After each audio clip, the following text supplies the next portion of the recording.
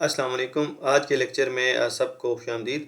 आज बेसिकली जो हमारा लेक्चर है वो है exceptional supply curve. Basically normal routine के अंदर जो हम सप्लाई कर्व देखते हैं वो पॉजिटिव स्लोप होता है, लेकिन कुछ केसेस के अंदर जो सप्लाई कर्व है वो वर्टिकल भी हो जाता है और सप्लाई कर्व बैकवर्ड बेंडिंग भी हो जाता है।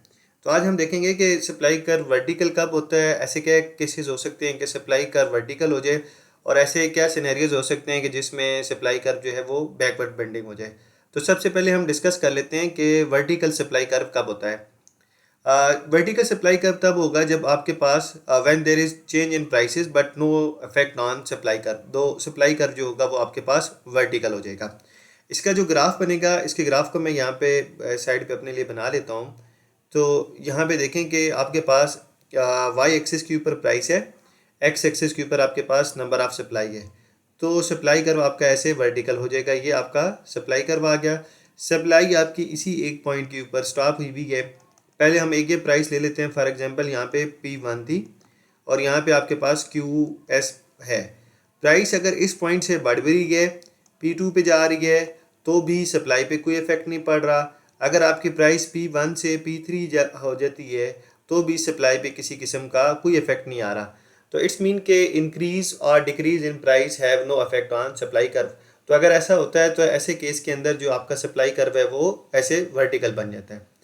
अब क्वेश्चन ये कि ऐसा होता क्यों है, इसमें डिफरेंट जो हमारे पास एग्जांपल हैं वो है, सबसे पहली एग्जांपल आती है फूड मार्केट की।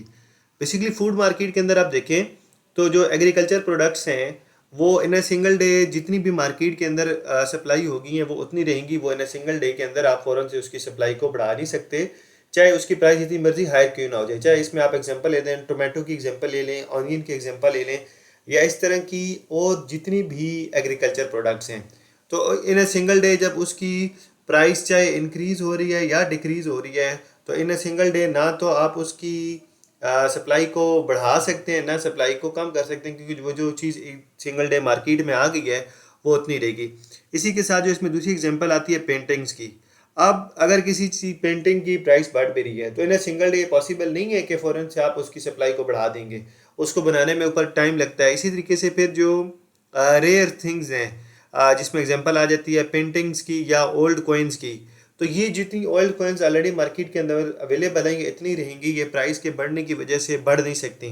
तो इस वजह से ऐसी चीज़ें जो आपके पास प्राइस बढ़े और प्राइस के बढ़ने की वजह से उनकी सप्लाई के ऊपर किसी किस्म का कोई इफेक्ट ना पड़े, तो उस केस में जो आपका सप्लाई कर्व होगा वो वर्टिकल बन जाएगा। फिर इसके बाद दूसरा जो हमारे पास एक एक्सेप्शनल केस बनता है सप्लाई कर्व का, वो बैकवर्ड बेंडिंग सप्लाई कर्व होता है। Basically backward bending supply curve ये होता है कि जब आपकी प्राइस के बढ़ने की वजह से जो सप्लाई है वो कम हो जाएगी। और इसमें जो हमारे पास एग्जांपल आती है वो लेबर सप्लाई कर्व की आती है। इसको भी हम थोड़ा सा डिटेल में डिस्कस कर लेते हैं, लेकिन पहले हम बैकवर्ड बेंडिंग सप्लाई कर्व बना लेते हैं कि वो होता कैसे है। तो वाई एक्सिस पे हम प्राइस ले रहे हैं, एक्स एक्सिस पे हम सप्लाई ले रहे हैं।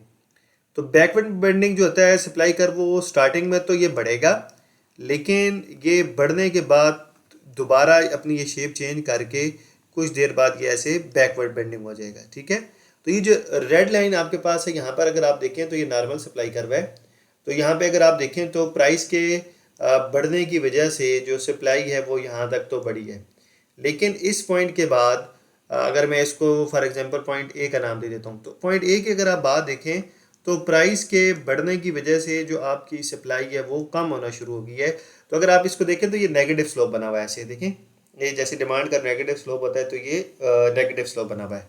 तो ऐसा जो नॉर्मली होता है वो लेबर मार्केट के अंदर होता है कि आप अगर लेबर की वेजेस बढ़ाते भी हैं, उनको हायर आप सैलरीज ऑफर करते भी रहते हैं, तो एक ख़ास पॉइंट तक ही लेबर की सप्लाई बढ़ सकती है। उससे ज़्यादा लेबर की सप्लाई बढ़ेगी नहीं, बल्कि कम होना स्टार्ट हो जाएगी। इसलिए कि जब आप लेबर्स को ज़्यादा वेजेस ऑफर करते हैं तो बेसिकली लेबर ज़्यादा काम इसलिए करते हैं ताकि उन्हें ज़्यादा वेजेस चाहिए, उन्हें ज़्यादा पैसे कमाने होते हैं। लेकिन अगर आप उनको ज़्यादा वेजेस ऑफर कर दें, ये जो बेसिकली यहाँ प्राइस है, बेसिकली ये क्या है, ये वेज ही है, क्योंकि जो वेज होती है वो प्राइस ऑफ लेबर होती है। तो अगर आप किसी लेबर को कम काम करके उसको ज़्यादा पैसे देंगे, ज़्यादा वेज ऑफर करेंगे, तो वो ये प्रेफर करेंगे अब हम काम करना कम कर देते हैं, क्योंकि हमारा जो मेन ऑब्जेक्टिव था वो तो यही था कि हमने ज़्यादा पैसे कमाने हैं। तो जब कम काम करके उनको ज़्यादा पैसे मिल रहे होंगे तो वो वर्किंग आवर्स कम कर देंगे, जिसकी वजह से आपका सप्लाई कर्व जो होगा वो बैकवर्ड बेंडिंग की तरफ चला जाएगा, क्योंकि लेबर्स ने पैसे कमाए जो हैं उन पैसों को खर्च करने के लिए भी उसे टाइम चाहिए होता है, तो लेयर आवर्स भी चाहिए होते हैं। वो अगर सारा दिन काम ही करते रहेंगे, 24 घंटे काम ही करेंगे, तो वो जो पैसे कमा रहे हैं, वो जो अर्निंग कर रहे हैं, वो उसे कंज्यूम कब करेंगे। तो इसलिए जब वेजेस जो हैं वो एक हाथ से ज़्यादा बढ़ जाती हैं, तो उसके बाद जो सप्लाई कर्व होता है जो आप वो बैकवर्ड बेंडिंग की तरफ चला जाता है। तो इसलिए ये दो एक्सेप्शनल केसेस हैं। पहला ये है कि आपका सप्लाई कर्व वर्टिकल हो सकता है, दूसरा ये है कि आपका सप्लाई कर्व बैकवर्ड बेंडिंग भी हो सकता है।